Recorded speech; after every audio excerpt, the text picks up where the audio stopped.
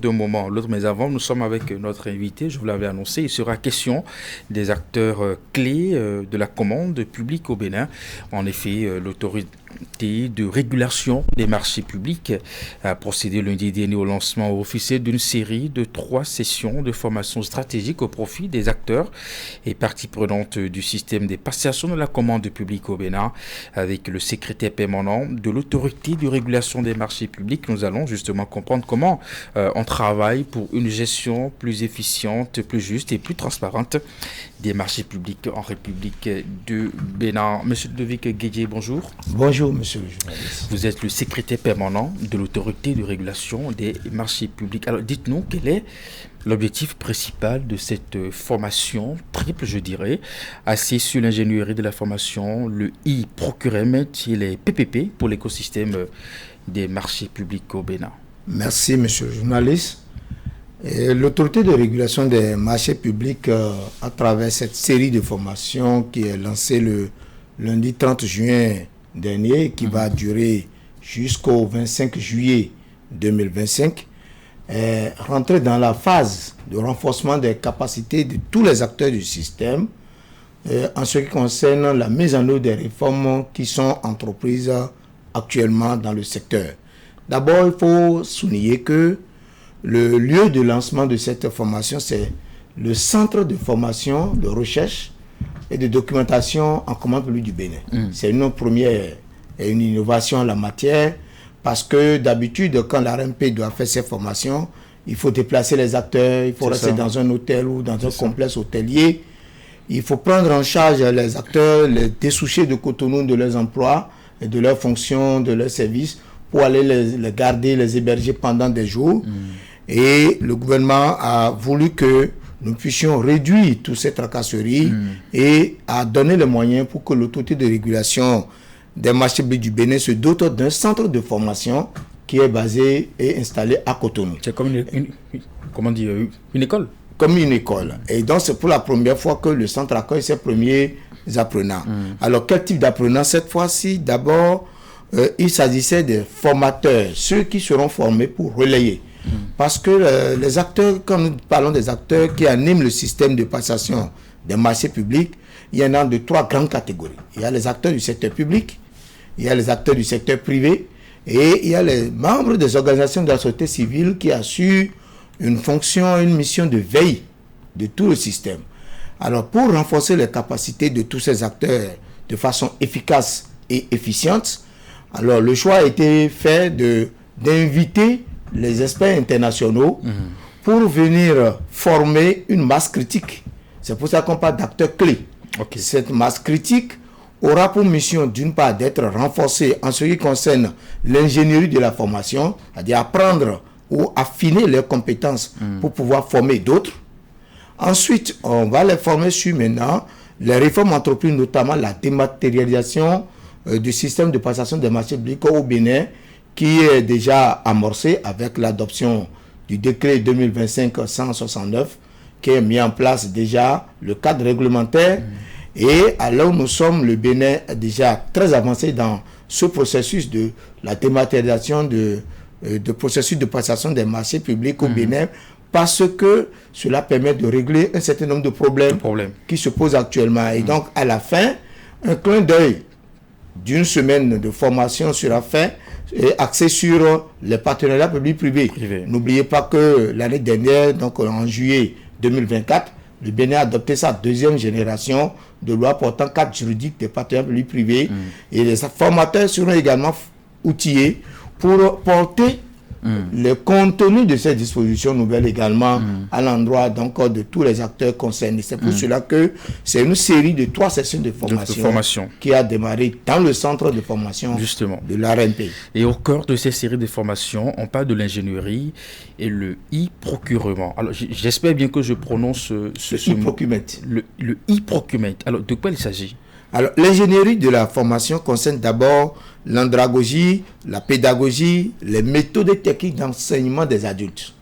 Nous parlons des acteurs, que ces acteurs soient du secteur public ou du secteur privé ou de la société civile, c'est des acteurs qui ont un certain âge, qui ont une certaine expérience. Alors, la technique ici d'enseignement, n'est pas la même que ce qui se fait dans les universités ou dans les écoles, où on a un enseignant qui fait des cours magistraux, qui parle, on enregistre, on va bûcher. Non. La méthode ici, c'est l'andragogie.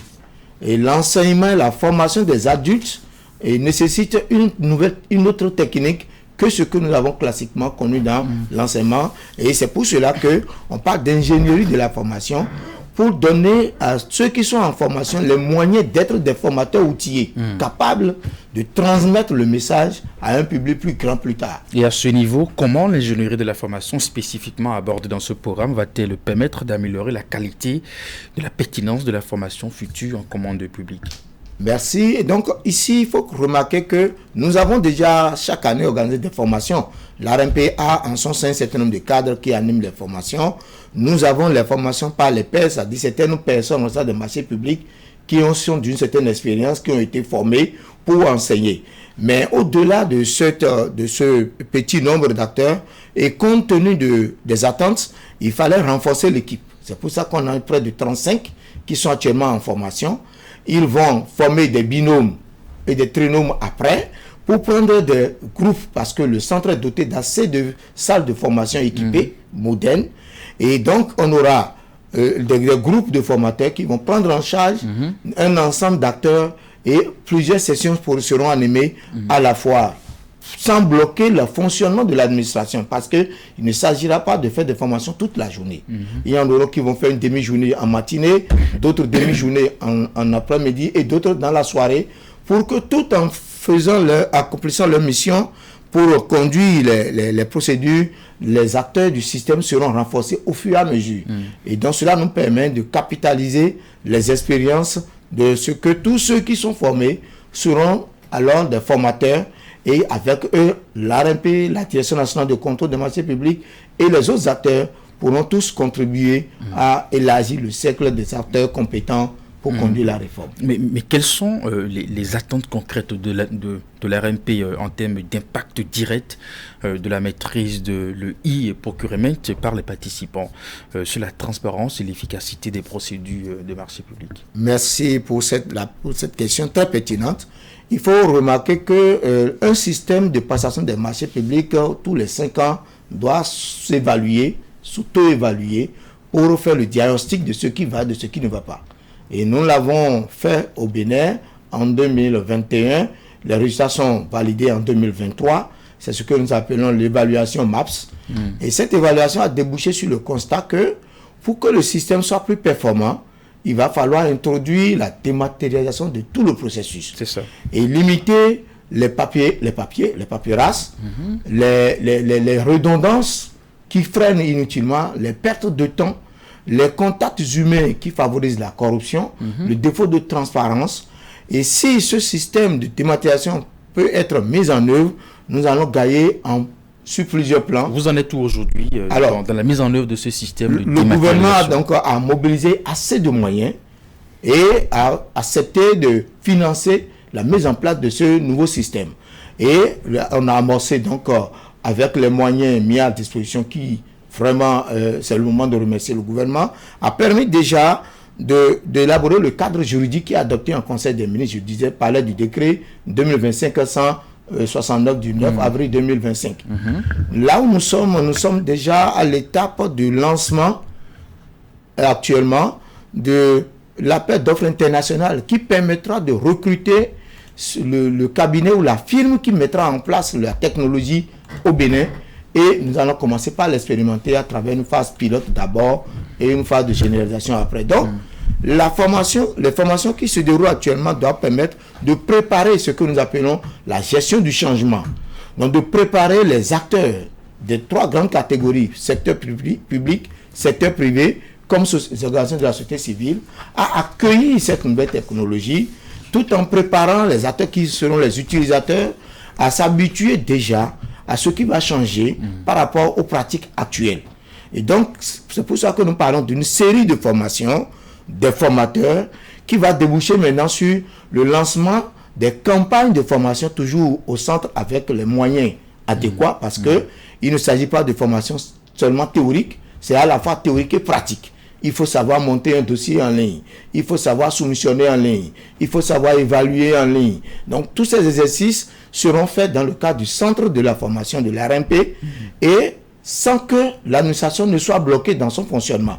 Donc cela nécessite beaucoup de formateurs, beaucoup de sessions. C'est pour cela que dans un premier temps, on a ouvert les séries de formation des formateurs à travers l'ingénierie de la formation sur le e-procurement pour leur permettre de maîtriser suffisamment le contenu et les contraintes de cette technologie. Cela, après maintenant, ils pourront relayer et en attendant que l'éditeur ne commence par installer le système, nous serons en train de nous préparer pour accueillir cette technologie sans résistance. Parce qu'une technologie nouvelle, si on ne la maîtrise pas, si on ne la comprend pas, on a tendance à résister à cela. Donc c'est dans ce processus que nous sommes engagés actuellement. Et comme vous l'avez dit, puisque les participants auront donc à apprendre toutes les tâches en ligne, comment ça se fait, il va sans dire que cela va contribuer à accélérer ce processus de dématérialisation des procédures au Bénin.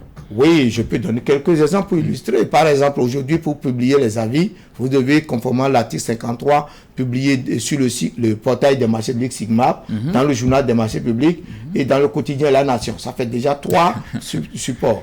Avec la mise en place de cette technologie, c'est un seul support par voie électronique. Vous pouvez consulter... Accessible à tout le monde. Et puis c'est fini, tout le monde sera impacté, même à l'extérieur. On n'aura plus besoin, les redondances, le fait de se réunir nécessairement, avoir tous les membres de la commission réunis dans une salle, on n'en aura plus besoin parce que le système permettra d'évaluer en ligne. Les membres de la commission pourront travailler en ligne. Les acteurs ne seront pas obligés de se déplacer de Nati-Tengou pour Cotonou pour assister à l'ouverture. Ce sera fait en ligne. Pour la réception des offres en ligne. Donc, c'est tout le processus que nous faisons actuellement en présentiel sera dématérialisé. Avec d'autres approches que le Bénin a voulu intégrer dans le système, ce que nous appelons l'interopérabilité des acteurs qui seront impliqués. Par exemple, la Direction générale des impôts va délivrer ses attestations fiscales directement en ligne. On n'aura plus besoin d'aller faire la queue. La CNSS, le paiement même au niveau du Trésor, parce que ce sont tous ces acteurs que nous appelons les acteurs clés qui sont en formation et pourront contribuer alors à faire que nous allons finir avec les paperasses, les pertes de temps et surtout la corruption, parce que c'est le contact qui crée la corruption. Et s'il n'y a pas de contact, qu'on ne sait pas qui est derrière, qui a gagné, que vers la fin, au moment de la réception, je crois que cela limiterait sensiblement. Mais puisque vous le dites que ça va limiter l'effet de corruption, est-ce que tous les acteurs sont vraiment engagés, sont sincères dans cette démarche-là? Voilà. Alors, nous savons que les lignes de corruption, c'est quand même difficile à les débusquer. Oui, nous avons commencé un travail depuis 2016. Le gouvernement nous a accordé son appui pour que la loi soit cette fois-ci appliquée dans toute sa rigueur. Et cela, vous avez souvent entendu les sanctions qui tombent régulièrement. Oui, c'est pour amener tout le monde à être discipliné dans le système. Mais au-delà, il faut renforcer les mesures préventives, c'est-à-dire ne plus donner de moyens. Et c'est là où on ne peut pas demander prendre en compte l'opinion des gens sans leur expliquer, leur faire comprendre, leur faire approprier ce que recouvre la réalité de cette nouvelle technologie. Le Bénin n'est pas le premier en la matière, sachant que 60% des pays anglophones sont déjà très avancés, mais pour les pays francophones, notamment dans l'espace UEMOA, nous sommes en train de partir pour être parmi les pionniers. Et donc, nous ferons tout pour que nos acteurs au niveau national se retrouvent parfaitement à travers pour qu'il n'y ait pas de résistance, ni du côté de l'administration, ni du côté du secteur privé, ni du côté de nos partenaires techniques et financiers, afin que le système puisse porter ses fruits. Alors, M. Ludovic Guédié, il est dit que les contrats de partenariat public-privé sont un peu complexes, je peux me tromper, mais alors, quels sont les points clés ou les compétences spécifiques que les participants vont justement apprendre pour mieux les appréhender et les mettre en œuvre? Merci. Je disais tantôt que le Bénin est à sa deuxième génération de lois portant cadre juridique des contrats de partenariat public-privé. Mais pourquoi, en l'espace de quelques années, de 2017 à 2024, il a été nécessaire de relire la loi? Parce que l'approche du gouvernement, c'est de faire des contrats de partenariat public-privé un levier de développement, de mobilisation du secteur privé autour des infrastructures de taille complexe. Et à partir de ce moment, le Bénin a révisé sa loi pour se conformer d'abord aux directives de l'UEMOA, l'Union économique et monétaire ouest-africaine en la matière, mais également à créer un cadre favorable permettant aux investisseurs privés de tenter de se mettre ensemble pour contribuer à réaliser des projets de taille. Je vous donne un exemple. Avant, on n'avait que des PPP unidimensionnels de grande taille, ce qui faisait reculer ou décourager les petites initiatives. Aujourd'hui, on a plusieurs types de PPP. On a les PPP simplifiés qui peuvent être expérimentés au niveau des communes, par exemple.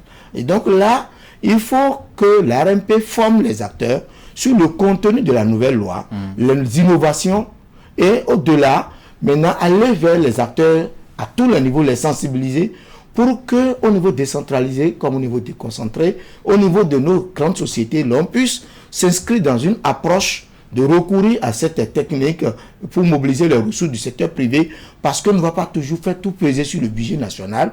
Il faudrait que alors les partenaires privés aussi soient mis en confiance à travers un cadre juridique adapté et qu'ils puissent, à travers la maîtrise donc, de ces outils, s'inscrire dans cette logique et que le Bénin puisse faire des PPP également, cet autre volet de développement permettant de réaliser les infrastructures dont le pays a besoin et de les amortir à moyen et long terme. Est-ce que cette formation s'inscrit, selon vous, dans une stratégie globale de l'ARMP pour moderniser et sécuriser la commande publique? Oui, c'est le volet essentiel, parce que toute réforme doit être animée par des acteurs. Et la réussite de toute réforme dépend de ceux qui accueillent la réforme. À partir de là, les formations, les renforcements de capacités, les outils modernes qui seront mis à disposition contribueront à coup sûr à gagner la confiance et l'adhésion de tous les acteurs concernés, de toutes les parties prenantes. Et ensemble, l'ARMP va les accompagner avec la Direction nationale de contrôle des marchés publics, les personnes des marchés publics qui seront suffisamment outillés pour s'inscrire eux-mêmes dans cette dynamique que nous devons faire de la commande publique au Bénin un levier de développement pour accompagner les changements voulus par le gouvernement. Est-ce qu'il est envisagé des partenariats spécifiques pour cette formation afin d'apporter une expertise internationale ou sectorielle? Oui, toutes les séries de formations seront animées par divers experts. La première session qui est en train d'être animée est actuellement animée par un expert international qui a près de 40 ans d'expérience. C'était l'ancien président de l'autorité de régulation des marchés publics de la Tunisie, qui fait partie des pays pionniers dans la dématérialisation. Après lui, il y a d'autres experts qui viendront depuis le Canada, parce que le Bénin n'a pas voulu se limiter à l'expertise nationale, mais on a renforcé l'expertise internationale avec des coopérations et des contrats de partenariat. Et ces experts viendront renforcer l'équipe de base pour que le transfert de technologies et de compétences puisse permettre au Bénin après de continuer dans cette voie de renforcement des capacités et de formation des acteurs sur les nouvelles technologies et techniques à utiliser. Mais après ces séries de formations, il faut bien évaluer l'efficacité des participants à court, à long terme, pour s'assurer vraiment que on a compris la chose. La particularité de l'orientation avec la création du centre de formation est là. À chaque session, il suivra une évaluation. Une évaluation qui permettra de donner des certificats pour certifier ceux qui ont reçu les formations et qui sont admis. Il ne suffit pas de faire semblant d'être là. Voilà. Il faut participer, il faut être évalué, et lorsque vous avez la note minimale requise pour passer et avoir votre certificat, vous serez certifié. Et ce n'est pas le Bénin qui va évaluer, c'est le centre de formation CETIM international qui est recruté, qui envoie les experts, qui va en ligne évaluer. Et les diplômes seront délivrés en conséquence. Donc ce n'est pas comme les formations classiques où on peut faire semblant d'être là le matin et disparaître après quelques heures. S'ils sont vraiment engagés et veulent être certifiés comme des formateurs agréés, ils ont nécessairement besoin d'être présents et de participer activement aux travaux. Alors, formation, oui, ça c'est une dernière question pour vous. Formation, oui, évaluation, oui, mais après tout ça, est-ce qu'il y a des actions complémentaires pour accompagner les participants dans la mise en œuvre des connaissances acquises? Ça ne manque jamais les actions pour accompagner les acteurs, c'est d'être à leur écoute. Parce que lorsque vous avez une réforme, il pourrait s'y aller dans la mise en œuvre, il y a toujours des difficultés et l'autorité de régulation des marchés publics est à leur disposition à tout moment pour intervenir, soit par des avis, soit par des formations à la carte ciblée, soit également par les solutions données aux dénonciations, aux recours, lorsque le système commence par souffrir de quelques violations. On essaie de combler les vides et de veiller à ce que le système se porte bien dans l'ensemble. Un dernier message, M. Ludovic Guédié? Oui, c'est de remercier les autorités à tous les niveaux, surtout le gouvernement, qui a permis à l'ARMP de créer, de financer ce centre moderne qui nous limite beaucoup dans les voyages à l'extérieur pour le renforcement de capacités, dans les voyages à l'intérieur du pays pour le renforcement des capacités, et d'inviter tous les acteurs à adhérer à ce nouveau projet pour que nous puissions vraiment utiliser ce centre pour voir tout le monde émerger en ce qui concerne les connaissances nécessaires pour être un acteur clé du système de passation de la commande publique au Bénin. Merci à vous, M. Ludovic Guédié. Vous êtes le secrétaire permanent de l'autorité de régulation des marchés publics. Nous avons justement évoqué ces séries de formations justement à l'endroit des acteurs clés de la commande publique. Et merci vraiment de votre disponibilité. Merci. Passez une très bonne journée.